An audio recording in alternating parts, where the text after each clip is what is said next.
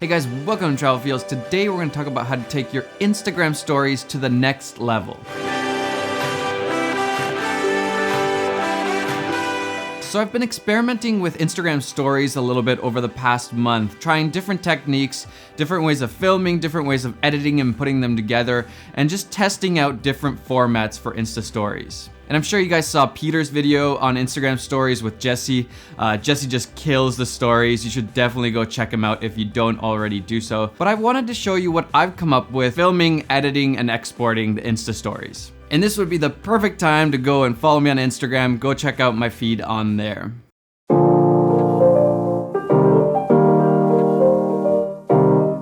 Are you okay? Yeah, I'm fine. Been trying to get a hold of you all night. We haven't talked in months, but that's alright. Was wondering if you wanted to go for a drive.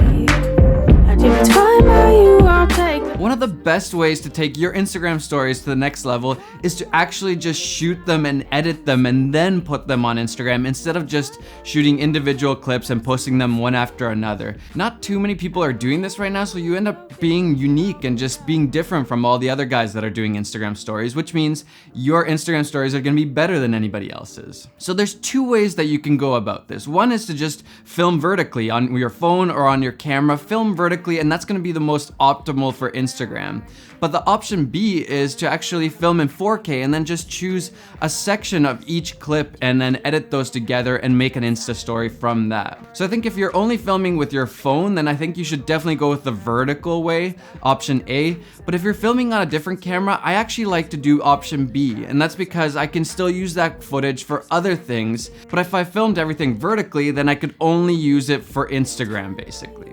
So I have this nice little edit. What do we do now? First, we want to make the sequence settings 1080 by 1920. So it's kind of just flipping around the HD numbers. Then you just want to go through each clip and move them around so you have the best section of that clip, the one that tells the most story, whether it's a person or object or whatever it is that makes the most sense for that clip. Go through each clip and select the best portion. And then you're ready to export. But remember, Instagram stories can only be 15 seconds long, so you're gonna have to export these in 15-second clips. If your edit is longer than 15 seconds, you're gonna have to do multiple exports. But don't worry, this is actually really easy. So start from the beginning, go to the 15-second mark or around there. I usually try to find a spot before the 15-second mark that's not super intrusive to have a cut there or skip to the next video on Instagram. So you can hit I for the in point and O for the out point. Then select export, choose H.264 for your codec, choose render at maximum depth. For the bitrate encoding, choose VBR2 pass. The target should be around 20, the maximum should be around 25. Choose maximum render quality, and then instead of just exporting, choose the Q button instead. And this will bring it into Adobe Encoder,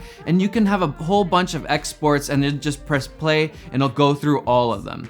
So we have our first one in there, then we go and then choose the next section of 15 seconds, in and out points, and then you're just repeating this process for however long your video is, and then finally press play in Adobe Encoder. You can go and do something else. You can even edit in Adobe Premiere still at the same time, and it'll just render out these little sections. Then you just put them on your phone, bring them into Instagram, and upload them in order. And that has been the best way for me to do Instagram stories. There are still times where I don't have my camera around and I'll just film with my phone vertically, and I'll just take that home, edit all the footage together, put some music to it. But if I'm on a travel shoot or anything else, I'm filming on my actual camera. I'm not shooting vertically, I'm just taking a slice of that 4K image. And it actually works really well. You're not losing any quality because it's 4K. You can easily take a 1080 frame out of it. So there we go, step up your Instagram game. It's actually fairly easy to make your story stand out right now because a lot of people really haven't been pushing the stories so far. They've just been putting clip by clip. So if you edit your video clips to some music and then put them on Instagram, it's gonna be a lot better and it's gonna stand out.